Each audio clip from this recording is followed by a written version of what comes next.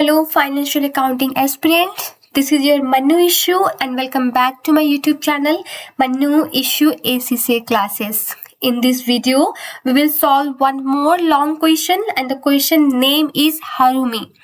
And this is from the Copland Kit of Financial Accounting. So all those students who are appearing for the financial accounting in the coming days, this video is going to be useful for them.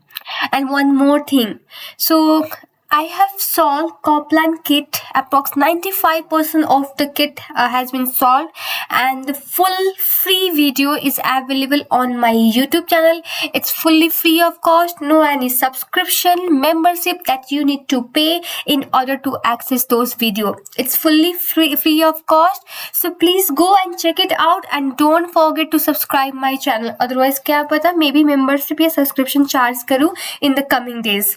So don't forget to subscribe my channel and hit the like button of this video.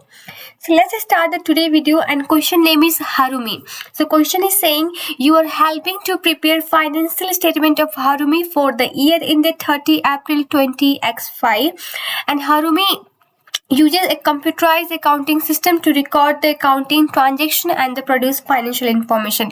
Yeah, obviously nowadays these financial statements are prepared by the software. There are lots of software like Xero, your QuickBook, Sage. So there are many more, and there are number of accounting issues to deal with before financial statement can be finalized. So they have provided the accounting issue. So they have provided tax 1, tax 2, tax 3, and tax 4, and tax 5 as well. All right, we will look into one by one.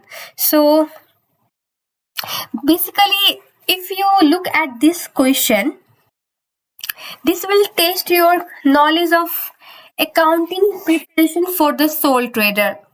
Okay, so when dealing with the accounting preparation for the sole trader, please make sure that you understand the concept of composition of capital account along with its withdrawal of the cash or any goods from the for the personal use of sole trader. And you should also have the knowledge of bookkeeping. This is required in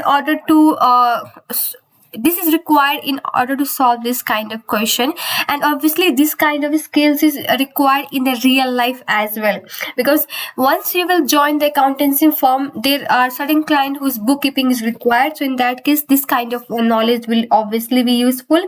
So knowledge of bookkeeping is tested with the requirement to account for the return of the goods to supplier.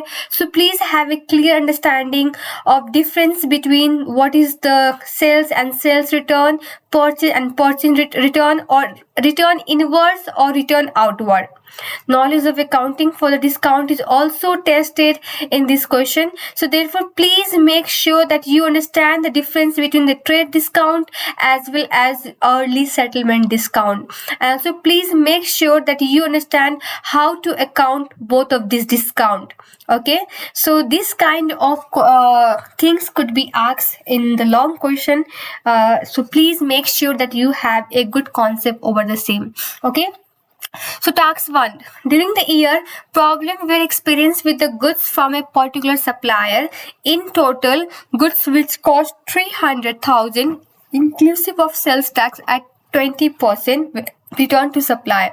Instead, the accounting entry is required to record the return of the goods to supplier. Okay.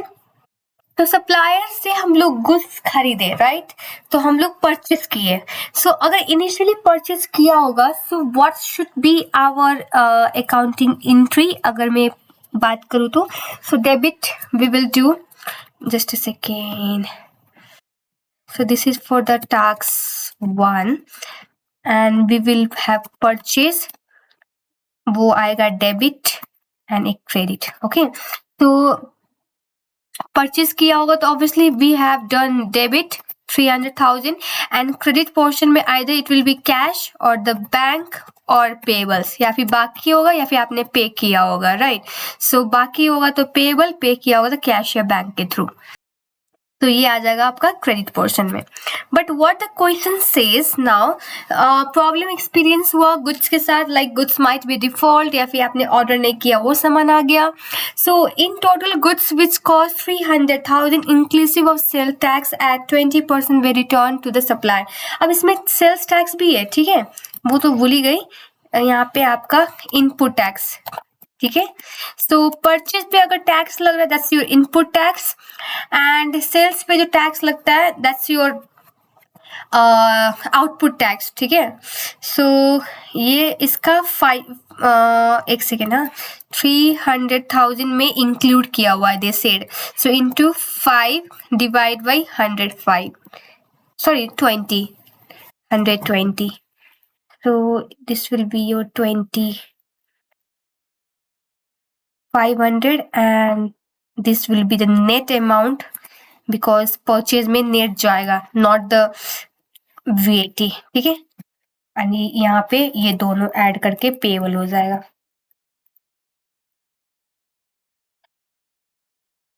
Now आपको goods return करना है, ठीक है। तो return करने पे क्या होगा हमारा, अब परचेज डेबिट था, अब हम क्रेडिट साइड में लेके आएंगे, but it will B now purchase return not the purchase. और ये इसको मैं कॉपी पेस्ट कर रही हूँ, इसके लिए शॉर्टकट की है Ctrl+C एंड यहाँ पे Ctrl+V कर दो, सो it will B exactly copy paste हो जाएगा। अगर आपको यहाँ से कट करके पेस्ट करना है, इन दैट केस Ctrl+X करो तो वहां से जगह से कट हो जाएगा, यहाँ पे Ctrl+V कर दो, ये आपका वहां पे पेस्ट हो जाएगा, ठीक है। ऑल राइट, सो ये हो गया हमारा। नाउ अब हमारी बारी आती है परचेज रिटर्न, ठीक है। सो इसको मैं रिमूव करती हूँ। सो अब purchase return will be, it should be now on the credit side, that's your 250, ठीक है। एंड इसके रिलेटेड जो वैट था दैट्स योर इनपुट टैक्स, वो भी अब क्रेडिट साइड में जाएगा, दैट्स योर 50,000, ठीक है। एंड डेबिट में क्या आएगा, कैश, बैंक या भी पेबल, जो आपका होगा सीन वो होगा, एंड ये फुल अमाउंट होगा, ठीक है। अब देखा जाए इसमें से तो revenue is not our case. Revenue return inward means बाहर से भीतर आना, मतलब कस्टमर ने हमको रिटर्न किया, so it's a sales return, ठीक है। सो ये भी यहाँ पे चर्चा नहीं हो रही है। रिटर्न आउटवर्ड मतलब हम लोग ने गुड्स अंदर से बाहर गया, आउटवर्ड गया, मतलब हम लोग सप्लायर को फिरता किया, गुड्स सामान फिरता किया, तो ये हमारा केस है, दैट्स परचेज रिटर्न इसको कहते हैं। तो यहाँ पे रिटर्न आउटवर्ड में यहाँ पे 250 ऑनली लिखेंगे, why, because they have already taken the 30 common. So यहाँ पे बहुत कॉमन मिस्टेक स्टूडेंट क्या करते हैं, they in exam pressure they forget to look at the format, in hurry up they write down 250,000 which is the right answer, but it is incorrectly answer, right. जो format में पूछा गया उसमें नहीं दिया, आप यहाँ पे मार्क्स लूज कर सकते हो। सो प्लीज मेक श्योर कि फॉर्मेट जरूर चेक करें, अदरवाइज वो मार्क्स आप लूज कर सकते हो, एंड 1 मार्क्स भी वैल्यूएबल है, राइट। सो यहाँ पे आप 250 लिखोगे एंड यहाँ पे क्रेडिट, बिकॉज ये क्रेडिट साइड में है। Now sales tax, so sales tax हमारा किस साइड जाएगा, क्रेडिट साइड में। ये सेल्स टैक्स मतलब ये इनपुट टैक्स की बात कर रही है। सो अगेन 50 लिखेंगे यहाँ पे, नॉट 50,000, एंड ये भी again credit. Now trade payable and trade रिसीवल, okay, so bank की बात नहीं है, तो यहाँ पे पेबल की बात है। अब रिसीवल कब होता है, सेल्स के केस में। हम लोग क्या कर रहे हैं, परचेस कर रहे हैं, सो परचेस के केस में क्या होगा, पेबल्स होगा, राइट। सो पेबल्स यहाँ पे आपका डेबिट साइड में आएगा, and that will B 300 only, not 300,000, 300, and यहाँ पे लिखेंगे debit. So we are done with the task 1. So we have gained the 2 marks. Now let's move to the task 2. During the year, Harumi withdraw goods from the business for the personal use, and the goods cost $15,000 and had a value of 20,000. Instead, the accounting entries required to record the withdrawal of the goods from the business by the Harumi for the personal use, and again ये 3 marks के लिए है। Drawing के case में क्या होता है, अब ये गुड्स हमने परचेज किया था, सो परचेज किया होगा तो एंट्री क्या पास हुई होगी, डेबिट परचेज, अगर वैट होगा तो debit again input tax, and credit payables या बैंक, ठीक है। ये बैल हो गया है, it will be bank, alright, okay. But अब हम लोग वो गुड विड्रॉ कर रहे हैं, सो जो पहले परचेज हम लोगों ने डेबिट किया था अब उसको हम लोग क्रेडिट करेंगे, सो परचेज विल बी क्रेडिट। अब यहाँ पे बात आती है हम लोग 15,000 करेंगे कि 20,000। सी गुड्स बाहर नहीं बेचा हुआ अभी तक, वो हम लोग अंदर ही रखा है ना ऑर्गेनाइजेशन में पर्सनल यूज के लिए, सो वहाँ पे मार्जिन की तो बात ही नहीं आती है। सो ऑब्वियसली यहाँ पे 15,000 रखेंगे। अब 15,000 में नहीं, only 15 in the purchase side, और परचेज क्या होगा हमारा क्रेडिट। क्यों? क्योंकि ये गुड्स जब परचेज किया था हम लोग ने डेबिट परचेज किया था, नाउ ये गुड्स पर्सनल यूज हुआ तो जो डेबिट परचेज किया था उसको उल्टा करेंगे, now it will B credit purchase. So 15,000। Now अब हमारा डेबिट साइड में क्या आएगा वो बताती है। डेबिट साइड में आएगा ड्राइंग भी डेबिट होगा, एंड ड्राइंग को डेबिट करके हम यहाँ क्रेडिट करेंगे, डेबिट करेंगे एग्जैक्टली 15 यहाँ पे लिख के, एंड इसको डेबिट करेंगे। ट्रेड पेबल्स की बात नहीं आती है यहाँ पे, एंड रेवेन्यू की भी बात नहीं आती है। For the withdrawing case, so withdrawing case में ड्रॉइंग के नाम से देंगे, बट जो परचेज को डेबिट किया था उसको उल्टा करेंगे। ठीक है। Now third, during the year Haromi introduce a system of trade discount and early settlement discount for the customer to encourage the sales. So these two discount are obviously two different things। आपका trade discount आपका अलग है and early settlement discount अलग है। ठीक है। Trade discount मतलब instantly जो डिस्काउंट देते हैं ना सामान खरीदते वक्त, वो हो गया। एंड अर्ली सेटलमेंट डिस्काउंट की जो बाकी अमाउंट है वो कस्टमर जल्दी पे करे उसके लिए डिस्काउंट देते हैं। सो ये आफ्टर सेल्स की बात आती है। तो ट्रेड डिस्काउंट जो होता है it is never recognise in our financial statement. So ये हम लोग हमेशा at the selling time instantly deduct कर देंगे जो इनवॉइसेस का अमाउंट प्रिपेयर हुआ है उससे, सेलिंग प्राइस से रिड्यूस करके तब हम लोग इनवॉइस प्रिपेयर करेंगे। बट अर्ली सेटलमेंट डिस्काउंट जो होता है it is offer to basically to the credit customer and it is only deducted from the invoice price at the point of sales when the customer is expected to take those early settlement discount। ठीक है।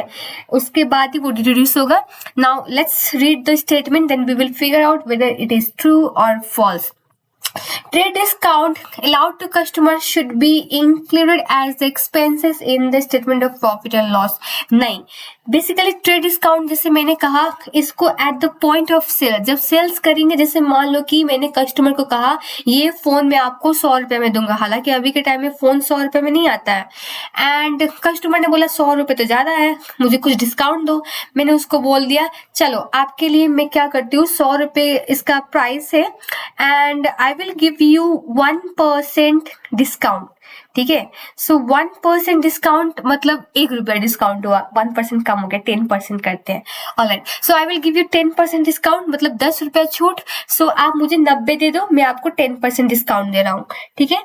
अब वो जो 10 जो account है वो तो instantly reduce हुआ ना, उसको बुक्स में रिकॉर्ड करना ही नहीं है। ठीक है। So that will be I mean the trade discount it is never recognized in our books of account, I mean financial statement। So it is always reduced from the selling price at the point of sales or while preparing the invoices। ठीक है। So this is the false।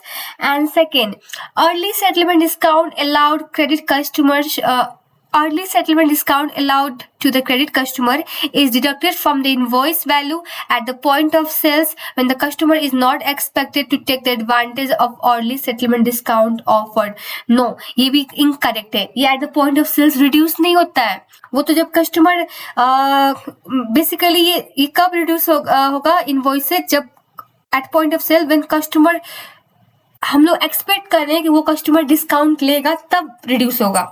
ठीक है।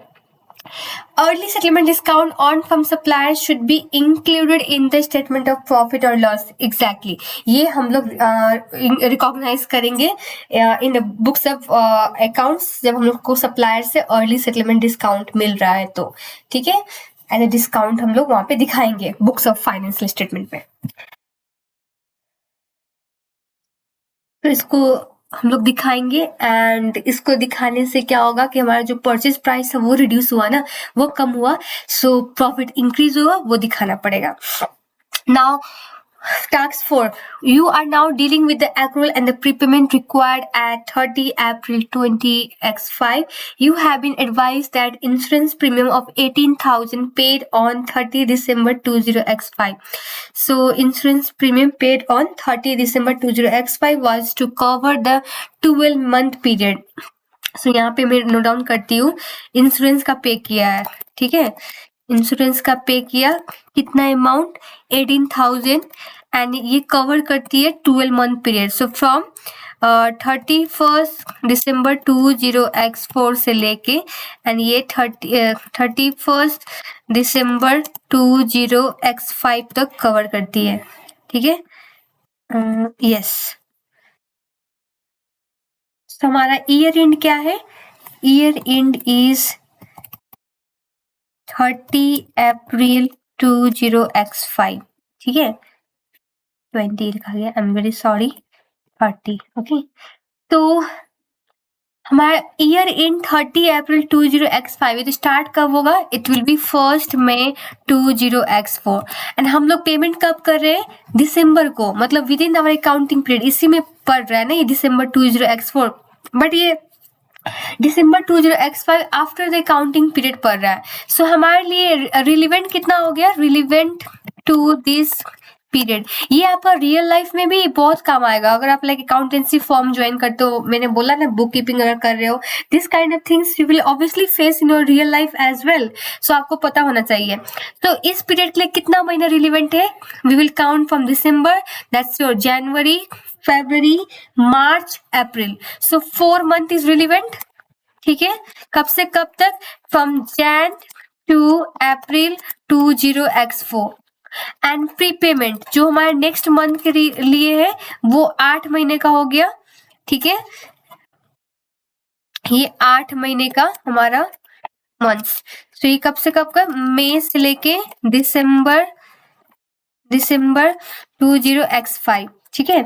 तो अभी 4 महीने का कितना होगा पेमेंट, 18,000 इंटू 12 महीने के लिए पे किया है ना, तो 4 महीने के लिए 4 डिवाइड बाई 12 एंड बाकी के लिए 18,000 इंटू 8 डिवाइड बाई 12. सो ये 12,000 प्रीपेमेंट हो गया.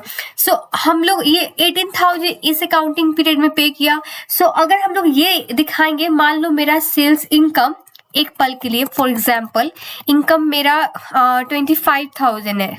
तो अगर मैंने इंश्योरेंस का एक्सपेंस 18,000 दिखाया, एक्सपेंस 18,000 दिखाया, तो मेरा प्रॉफिट कितना होगा, my profit will be 7,000. But मेरा एक्चुअल में इंश्योरेंस का इनवॉइस पेमेंट तो 6,000 है इस पीरियड का रिलेवेंट अगर बात करें, तो उस केस में हमारा प्रॉफिट क्या होगा, 19,000. सी, अगर हम लोग कैश बेसिस अकाउंटिंग प्रिपेयर करते तो उस टाइम 18,000 डिडक्ट करते हैं, बट हम लोग एक्यूरेट बेसिस में प्रिपेयर करते हैं ना प्रॉफिट एंड लॉस. सो हम लोग 6,000 ओनली दिखाएंगे क्योंकि ये हमारा पीरियड अकाउंटिंग पीरियड को कवर कर रहा है एंड बाकी का 12,000 हम लोग as a debtor prepayment record करेंगे जो कि नेक्स्ट ईयर में रिवॉर्ड्स होगा, ठीक है. नाउ फर्स्ट स्टेटमेंट क्या कहता है, accounting for insurance accrual prepayment, ये प्रीपेमेंट है, ठीक है. अगर एडवांस में कोई एक्सपेंस पे कर रहे हैं तो वो हमारा प्रीपेमेंट है. बट अगर हमारा मैंने सर्विस ले लिया, सपोज जैसे कि हम लोगों ने टेलीफोन का महीने भर अच्छे से बात किया बट पेमेंट नहीं किया हुआ है, but at the end of month हमको पेमेंट तो करना पड़ेगा. सो दैट्स एक्रूअल, ठीक है. अब जैसे इंटरनेट के केस में हम लोग एडवांसली पे करते हैं तब वो 1 मंथ का सर्विस देते हैं. So that's a pre payment, ठीक है. एडवांस में पेमेंट कर रहे हैं एक्सपेंस के लिए, इट्स प्री पेमेंट. एंड अगर कोई सर्विस ले चुका है बट पेमेंट नहीं किया वो एक्रूअल. हमारे केस में अभी क्या है, ये प्री पेमेंट है. Will increase reduce the profit for the year in 30 April 2000x5. सो अगर प्री पेमेंट बुक करेंगे तो हमारा प्रॉफिट कितना आएगा, 19,000. सो इंक्रीज करेगा, नहीं करते तो हमारा प्रॉफिट 7,000 था, बुक किया तो प्रॉफिट बढ़ा, सो it will increase. Okay, now next is your, what the next is, okay, accounting for legal fee and accrual prepayment will increase reduce the profit for the year in 30 April 20x5. So accountancy fee के बारे में कुछ बोला था ना. You have also identified that following a long running dispute with the customer there will be legal fee to pay amounting 6,000. So अभी हमको पे करना पड़ सकता है, ठीक है. So it's accrual, एडवांस में पेमेंट नहीं हुआ है ये. Will increase or reduce the profit for the year in 30 April 20x5. सो इसके वजह से क्या होगा, हम लोग पेमेंट तो नहीं किया बट इसको अकाउंट करेंगे एज एक्सपेंस, हमारा प्रॉफिट रिड्यूस होगा. So it will reduce the profit and the net effect upon the profit for the year in 30 April 20x5 as result of accounting for the accrual and the prepayment. So यहाँ पे and होगा because दोनों cases आ रहे हैं ना. सो यहाँ पे हम लोग एंड लेंगे. Okay and required for insurance and legal fee will be increased, reduce the profit by how much.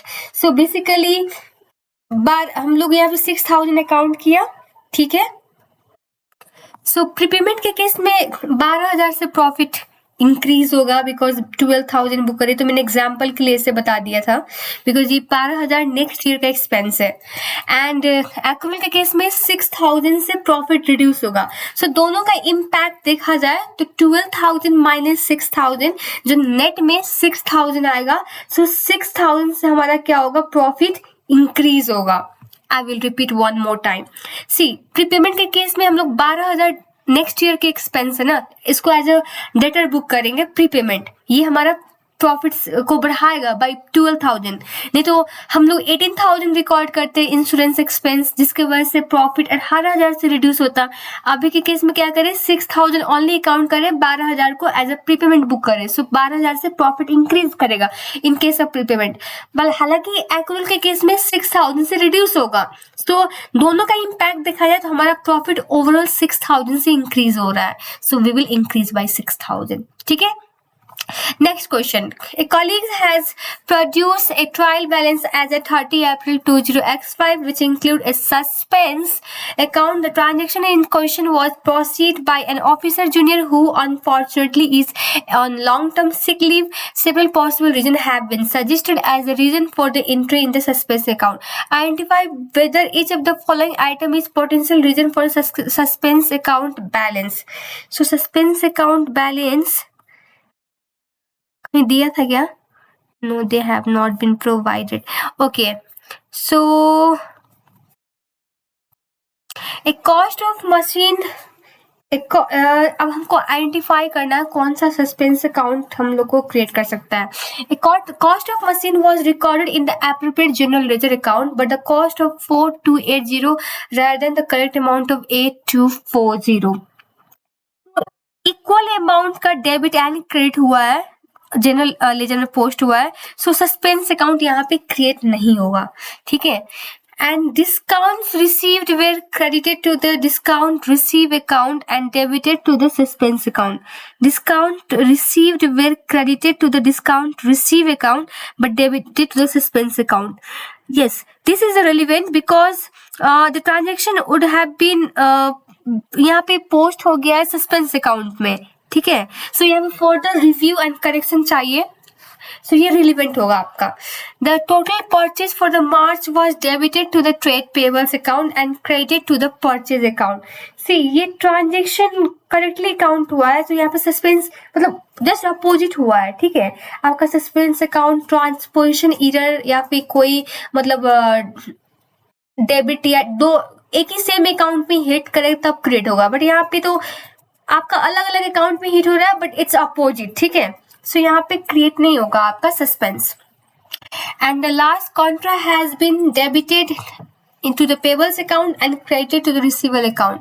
सो ये भी ट्रांजेक्शन करेक्टली अकाउंट हुआ है. सो सस्पेंस अकाउंट यहाँ पे नहीं आ सकता है. So we are done with this question. I hope you have enjoyed. So please don't forget to subscribe my channel and share it among your friend because obviously in coming future मैं भी सोच रही हूँ subscription लगा दूँ. So उससे पहले subscribe कर लो चैनल को. And thank you so much for watching. Have a good day.